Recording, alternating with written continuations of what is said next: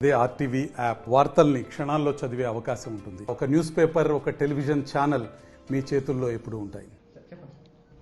నైరుతి బంగాళాఖాతం మరియు దానికి ఆనుకుని ఉన్న పశ్చిమ మధ్య బంగాళాఖాతం అనగా దక్షిణ కోస్తా తీరం మరియు ఉత్తర తమిళనాడు తీరం వెంబడి ఉన్న సుస్పష్ట అల్పపీడనం ఈరోజు ఉదయానికి అదే ప్రాంతంలో అనగా నైరుతి బంగాళాఖాతం మరియు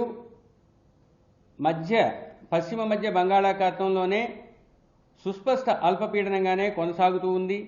దీనికి అనుబంధంగా ఉన్న ఉపరితల ఆవర్తనం 4.5 కిలోమీటర్ల వరకు విస్తరించి ఉండి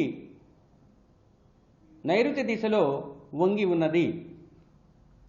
ఇది రాగల 24 గంటల్లో పశ్చిమ నైరుతి దిశలో ప్రయాణించి అల్పపీడనంగా బలహీనం పడి అక్కడే కొనసాగే అవకాశం ఉంది.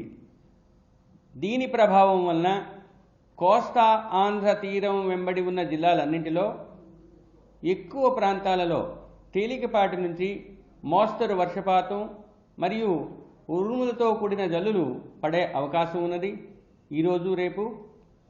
మరియు కోస్తా జిల్లాలలో ముఖ్యంగా అల్లూరి సీతారామరాజు, అనకాపల్లి, కాకినాడ, కోనసీమ, అంబేద్కర్ జిల్లా, పశ్చిమ గోదావరి మరియు ఏలూరు, ప్రకాశం, నెల్లూరు, తిరుపతి జిల్లాల్లో 1-2 చోట్ల భారీ వర్షపాతం నమోదయ్యే అవకాశం ఉంది ఈరోజు. రేపు ప్రకాశం, నెల్లూరు, తిరుపతి జిల్లాల్లో 1-2 చోట్ల భారీ వర్షపాతం నమోదయ్యే అవకాశం ఉంది.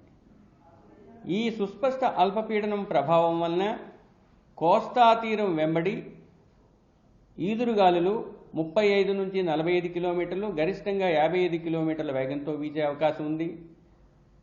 ఈ రోజు నుంచి 26వ తేదీ వరకు అది కొనసాగే అవకాశం ఉన్నందువలన 26వ తేదీ వరకు కోస్తా తీరం మరియు పశ్చిమ మధ్య బంగాళాఖాతం, నైరుతి బంగాళాఖాతంలో మత్స్యకారులు వేటకు వెళ్లకూడదని హెచ్చరించడం జరిగింది.